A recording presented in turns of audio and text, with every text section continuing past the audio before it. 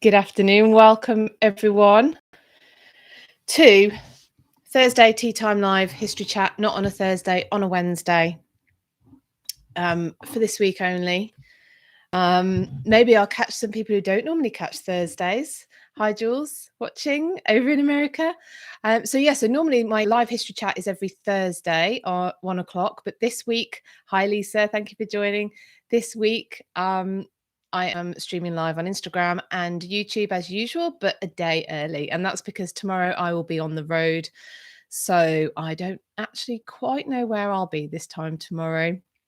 So I will, I won't be able to go live, but I will be going somewhere fabulous. I'm making my way down south because I'm going to a particular Christmas market on Friday. So look out, because I'll probably be sharing some things from there. Certainly for patrons, I'll be sharing some pictures and whatnot. So welcome. Thank you if you're joining me. And hi, Anandita over in India. If you always if you're regularly here, welcome, thank you for coming back. And if you're new here, welcome. You are more than I'll say welcome a lot more. I'm very glad to have you here. So our history chat live, feel free, please, as people are doing, to say hi in the chat, ask me any questions. As I always say, I will do my best to answer them. Some of them, as any of the regulars know, sometimes I get asked stuff that just doesn't require an answer. Usually requires a blocking. But anyway, I'm sure none of you will do that to me today.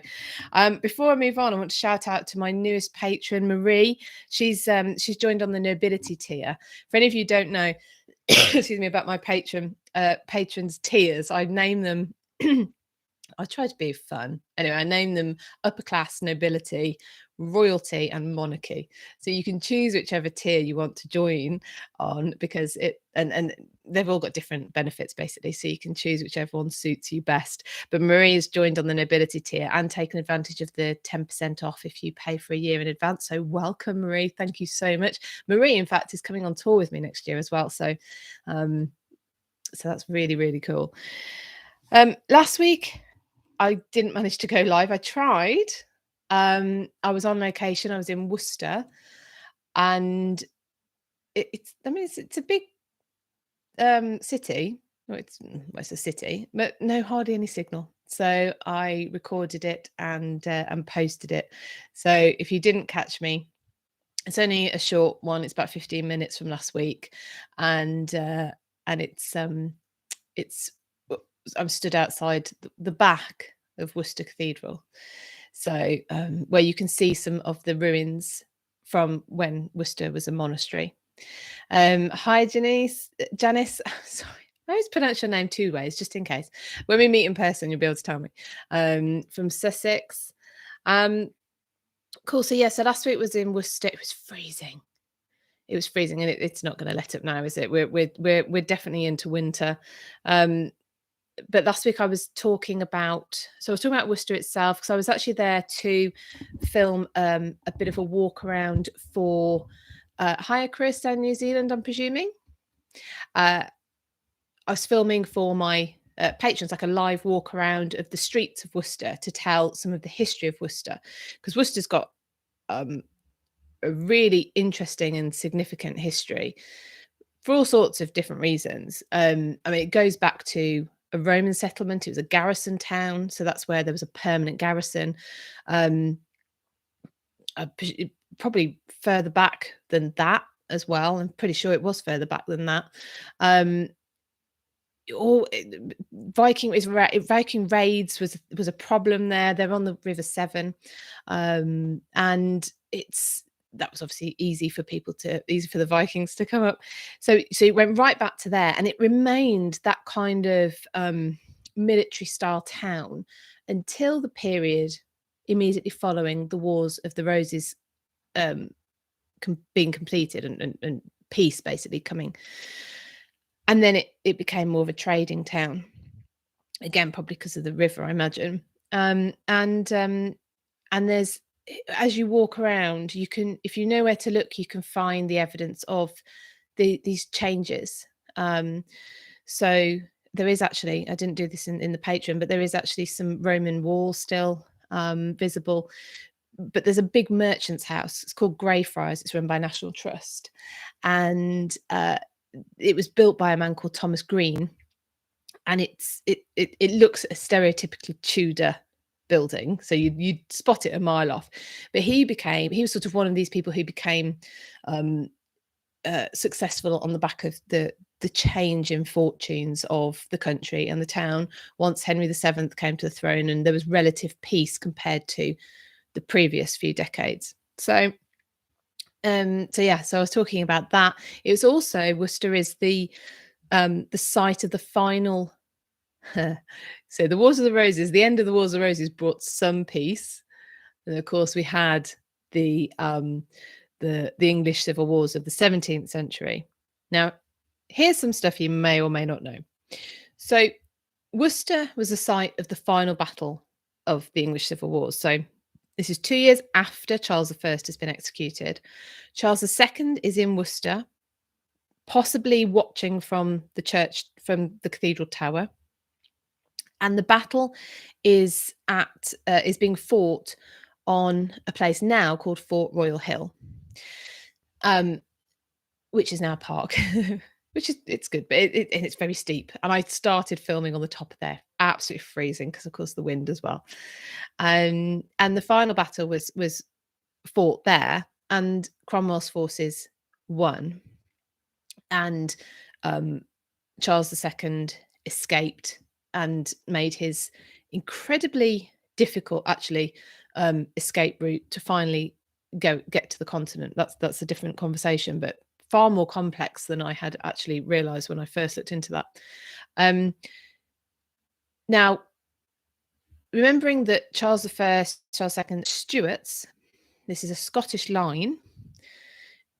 By this point, the royalist forces were actually, and I don't know what had happened earlier, but there were Scottish troops, and there was around 10,000 Scottish troops captured. Hi, Shane. Captured after this final battle. So because the battle had been sort of won on the hill, if you like, and then you had a running street battle as the parliamentarian, as the royalist troops kind of tried to make an escape. So a lot were captured. It was something like 10,000, something huge. They were kept in disgusting conditions. Many died while they were being held captive. And I think it was around about a week later, you have to excuse me for not remembering the dates off the top of my head, Parliament decreed that these captured troops could be freed.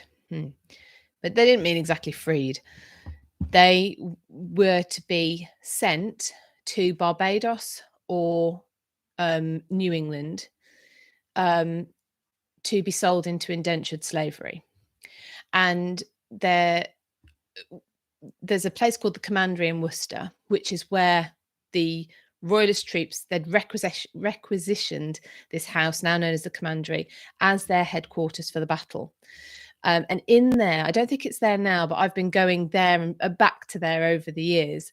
And in a previous incarnation in this museum, there was actually a book which listed, faithfully sort of just copied out the original list of people who had been sent on the ship. I think it was called the John and Sarah.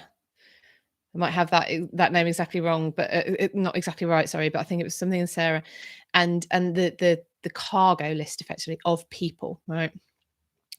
And these Scottish troops were shipped over to a lot was shipped over to Boston actually, and like I say, there's this list of names. So if any of you have Boston roots and Scottish roots, then let me know your name and I'll see if I can find it on this list. Interestingly as well, the names are written down phonetically. So when you read them, you have to imagine them with a Scottish accent as well to try and work out what the name actually is, because they're written down as the recorder heard it.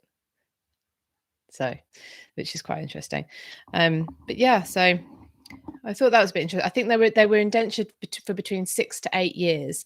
So when they got to Boston, as an entirety, they were sold to a man whose name escapes me. I remember he was from Charlestown because I thought that was fairly ironic. And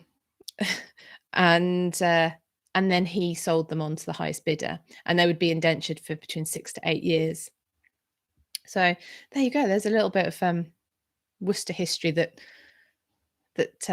went straight to America. Scotland, Worcester, Bristol, Boston. There you go. So that was last week anyway. So I went off on one a bit there, didn't I?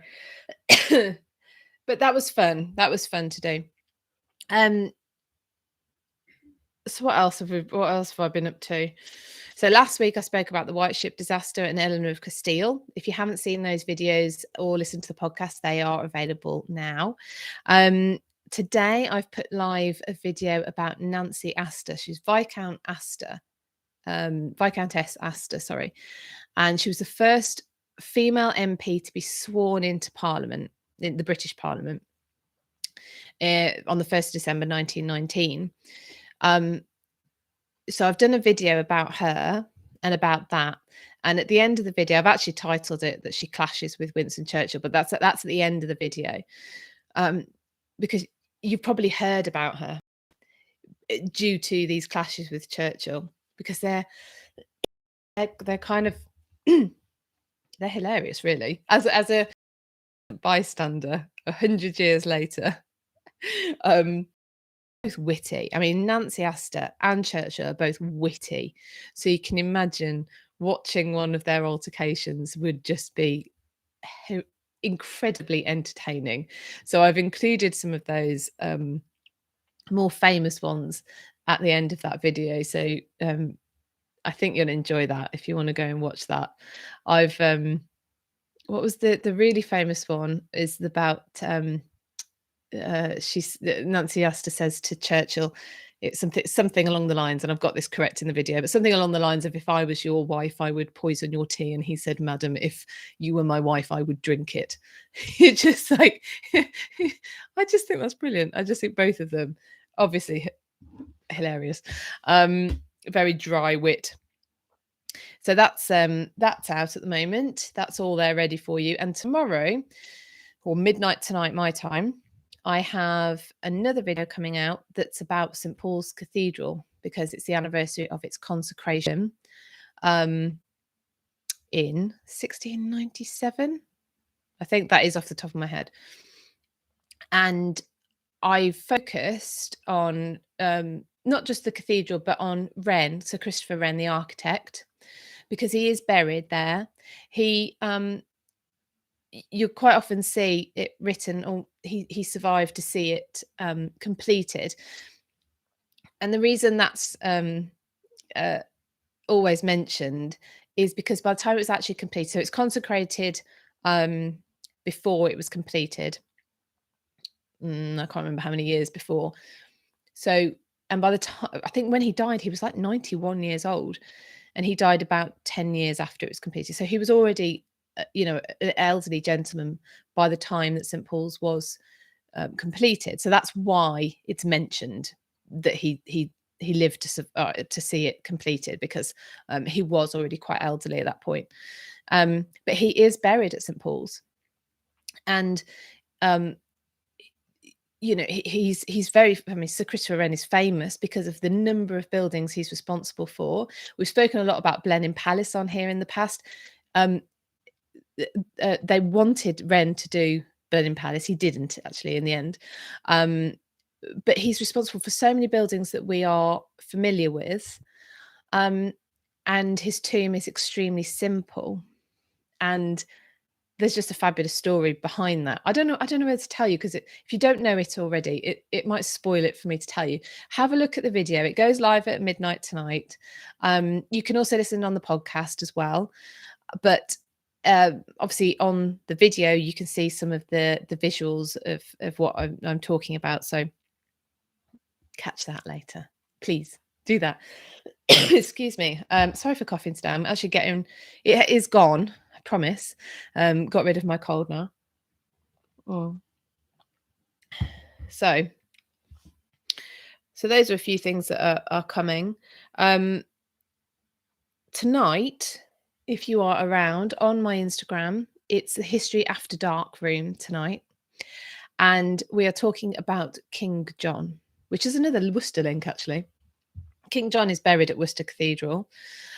He's buried in front of the high altar, which apparently caused much annoyance over time because of his positioning. And King John is of Magna Carta fame, but he is in a category of, you know, pretty disgusting people in history. He comes very close to the top of being the worst. He is without redemption. I think so. We decided that he would be a perfect candidate to talk about in History After Dark. So that's what our room will be tonight. There's myself, Katrina Marchant, who's Dr. Cat on YouTube. Reading the Past is her channel. Hello, Lavinia from Venice. Oh, beautiful. I've seen is it recently that it's been flooded in Venice and everyone's in the square in their wellies? That's brilliant. Just carry on. Just stick your wellies on, your waterproofs, and still go out for coffee. Brilliant. So I forgot what I was saying, but anyway, sorry. I started thinking about Venice. You can tell me. I've got a little helper here today. Also in Patreon, I've been sharing. I'll share you with a couple of things now. Some of my favourite. There was a lot, so it's not all of my favourites, but artifacts from the Mary and Elizabeth exhibition at the British Library.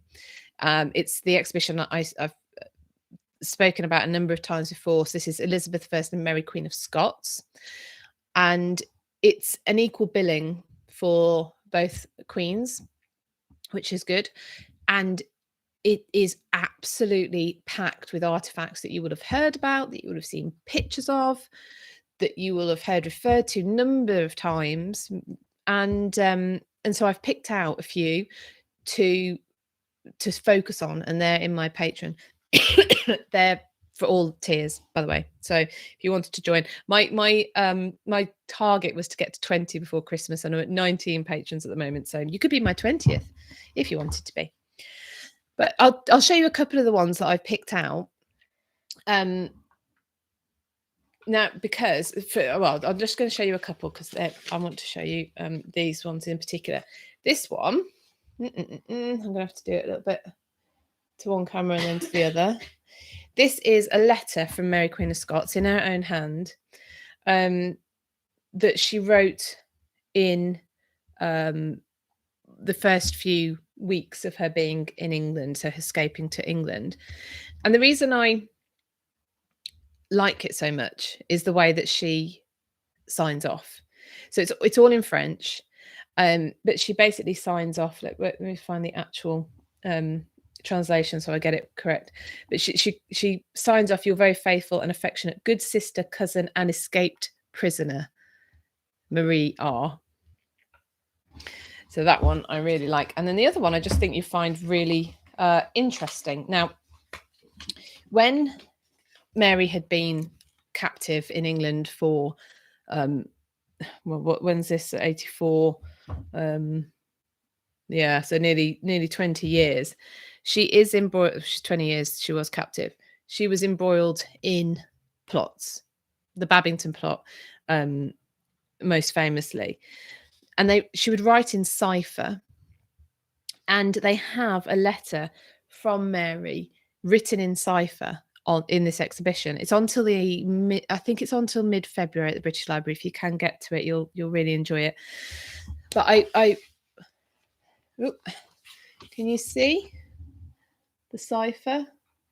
It looks a little bit like really tight old-fashioned music. maybe. But it's really quite incredible to see it, because you've heard about the cipher.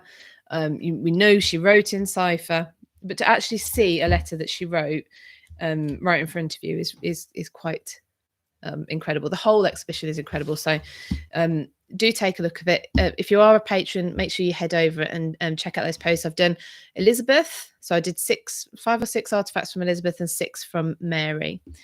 Jem says, is the catalogue available for sale? Yes, apparently it is. If you go to the British Library shop online, you can order this. And I have to say, it's not just a catalogue, actually. It's genuinely worth. I think the list price is £30, but I think they're doing it with a discount at the moment. I think it might be 25 at the moment. But it's really good. It's basically got an essay at the beginning of each chapter. I don't know how many chapters there are, but it's packed with really, really good essays, basically. Yeah, I would definitely recommend that. This is the one I've been reading about King John. Has anyone read this one about King John? This is Mark Morris's one. So, like I say, we're talking about King John tonight in History After Dark. I've done a video, I think, in the past on, well, I've definitely done one on Magna Carta. Kat has done one specifically on John. And one of the questions that she was posed by someone in the audience and comes up for discussion a lot is, were there any redeeming features? Did John have any redeeming features? So join us tonight and find out. Oh, by the way, it's 1st of December, so my Santa mug is out and my advent calendars are out and my trees are up. I have 3.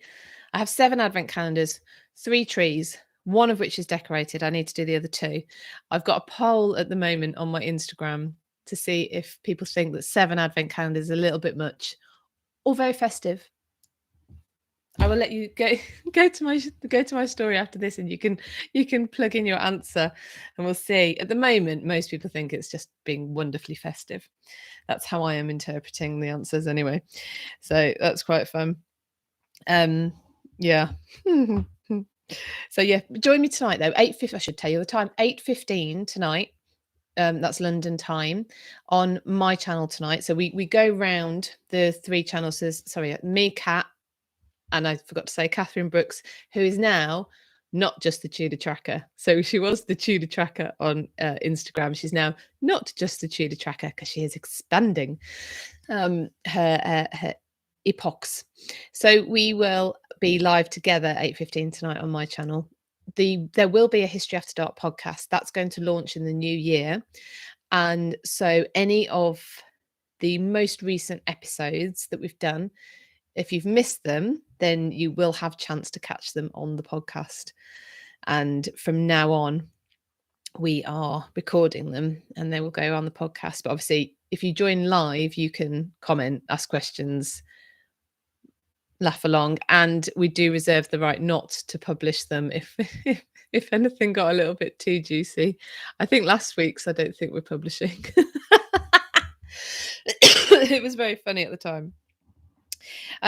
Also this week, I've got another video yesterday out with an interview with Phil Downing from Harvington Hall. So I've probably talked about Harvington Hall before. It is an Elizabethan house, not far from me. In fact, I've driven past it today. It boasts 7 surviving priest hides, and actually only half the house still remains. So there was probably even more. And Phil, who is the house manager there, has just spent, Jeff says, is he okay? Actually, I haven't heard from him since he's been out. He spent 36 hours in one of the priest hides. And the priest hide that he is in, I've been in. I've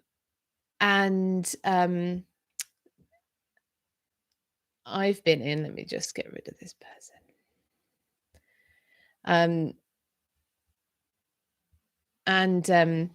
Sorry.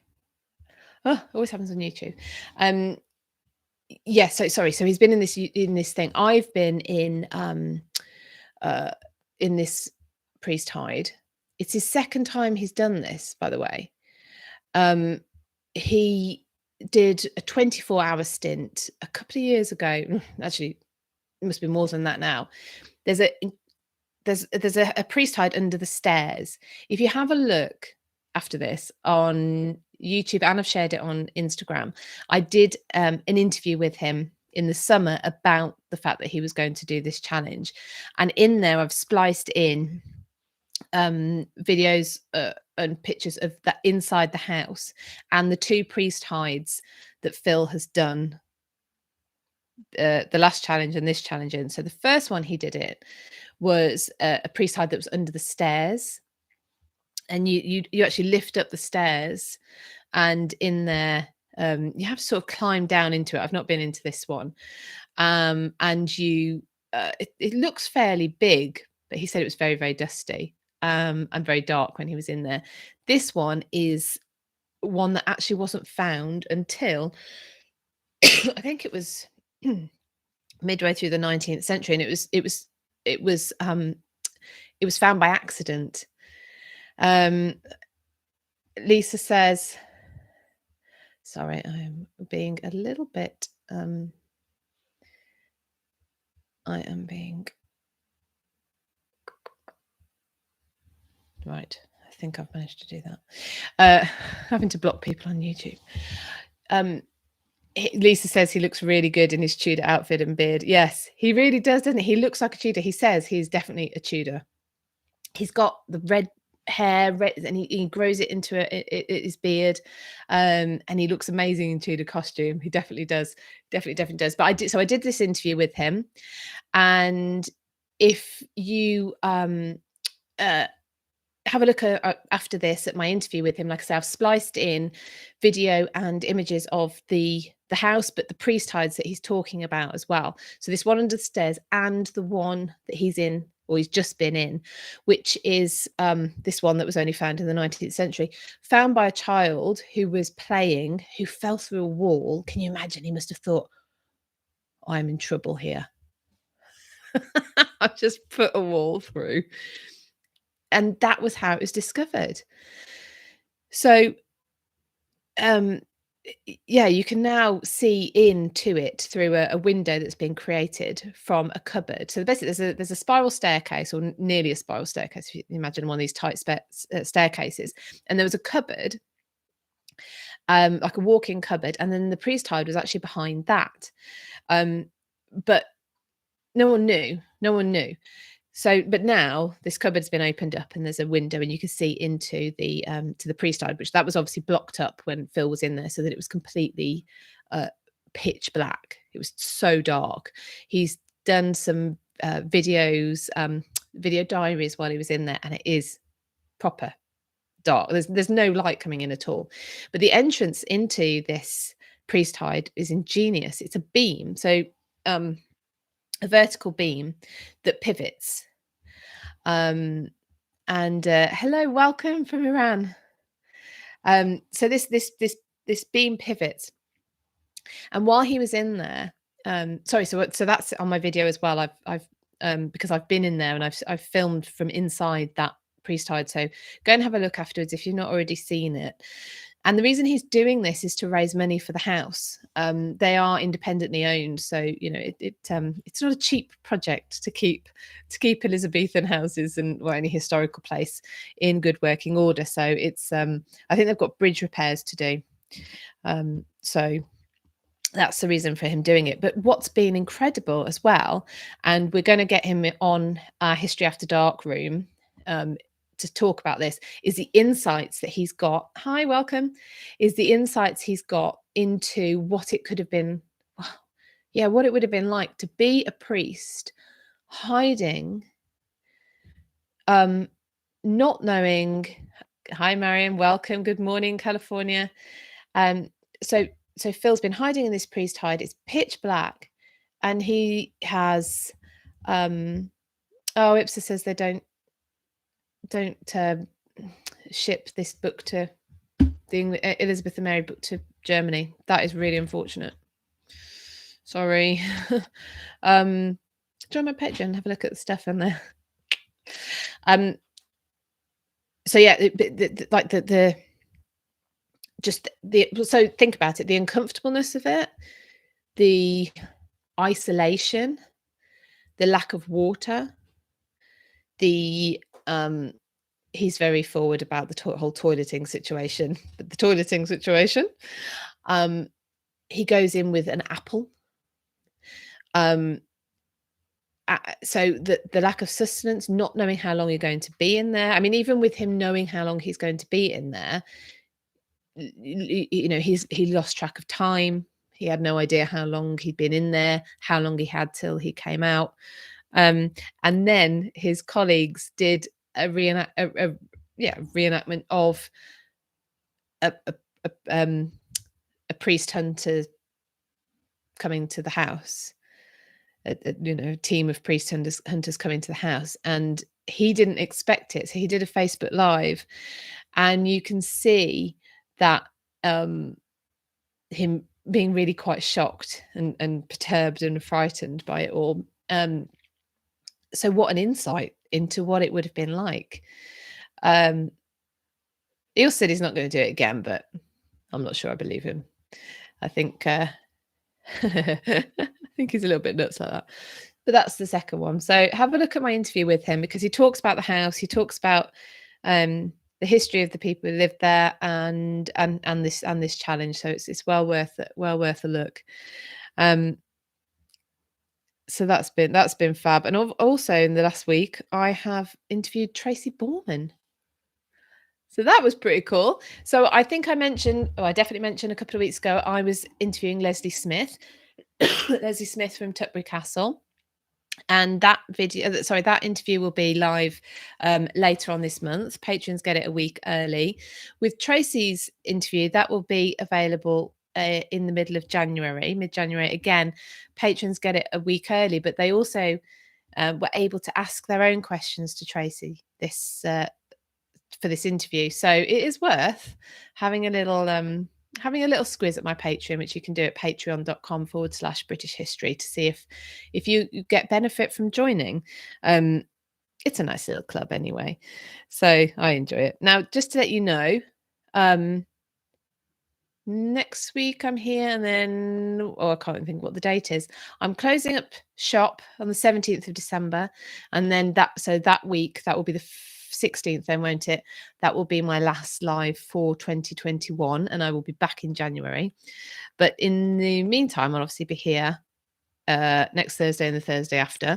I'm on Clubhouse on a Monday and a Friday at 5:00, and I'm on Instagram Live at 8:15 every Wednesday evening and 4:00 every Friday afternoon. That is for the Visit Tudor Britain room, which I do with Deb Royal from Tudor Times and Sarah Morris from the Tudor Travel Guide. Excuse me, my throat's getting dry now. And last week we were talking about places linked to Margaret Tudor. This week the girls are going without me, and they're doing Mary Tudor. Now, which Mary Tudor? The Mary Tudor who was Henry's sister. So that will be a really good room. So try and catch that as well. So Danny says priest hunters must have been reparations for the priests hunting witches and burning them alive. So so this is sort of mixing it up a little bit. So the priest hunters of Elizabeth's time, this is in response to a law that was passed that made it illegal to be a priest, a Catholic priest, obviously, or harbour one, or have one in your home, because the people of a Catholic faith had to hear mass. This is part of the faith. You have to hear mass. So it was banned, and over Elizabeth's reign, it got the restrictions around practicing Catholicism were tighter and tighter and tighter. So actually in Harvington, and you'll see this on the video if you watch the interview, there was a private chapel which was permitted. And then there was the secret but much bigger chapel. So obviously it was designed as to look like something else, where not only the family would have heard mass, but people from the community would have heard mass as well. I mean, it's incredibly dangerous, actually, because the more people who know, the more people that is to give you up.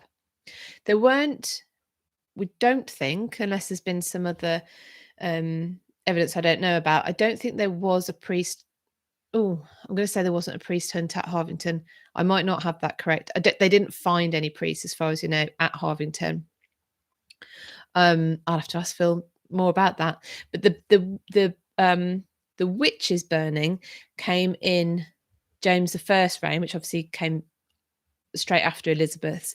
But it was a different thing. So the witch hunts were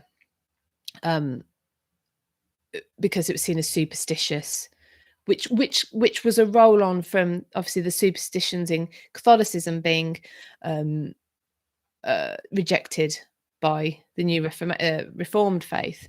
However, I think your point is also probably that if you're a priest hunter and you're looking for priests, you've got to find them. If you're a witch hunter and you're looking for witches, you've got to find them. You don't go back and say, oh no, there's no witches in our parish, it's fine. Well, there's no priests hiding in ours. Excuse me. So that I think is a very, very valid point.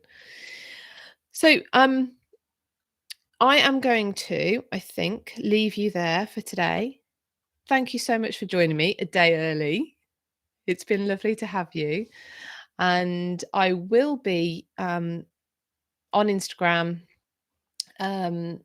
with my Christmas market visit this week, which is why anyone who's just joined or joined after I said I'm traveling tomorrow, which is why I'm not doing my live tomorrow. So keep an eye out. Have a look at the Nancy Astor video tomorrow. Have a look at the St. Paul's video, and check out my interview with Phil at Harvington Hall, because I think you'll find that really interesting as well, especially in light of what he's just achieved by spending 36 hours in a priest hide. Nutter. Excuse me. Danny, more witches were burned alive during Catholic reign in the UK. Lavina, thank you so much, Philippa. Knowledgeable and insightful as always. See you soon. Thank you so much. Thank you for joining. Yeah, Danny, it's there's a book that I'm reading at the moment, Tracy Borman's James I and the Witch Hunters, which you might find interesting. But yeah, it's a whole conversation. I'll tell you what, we could have that another day, but superstition was a big factor in all of what you're talking about. Right then, everybody, I hope you have a lovely rest of your day. If you're around, please do join us at 8:15 tonight to talk about Bad King John.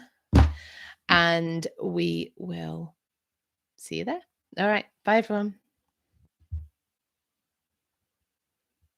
Bye.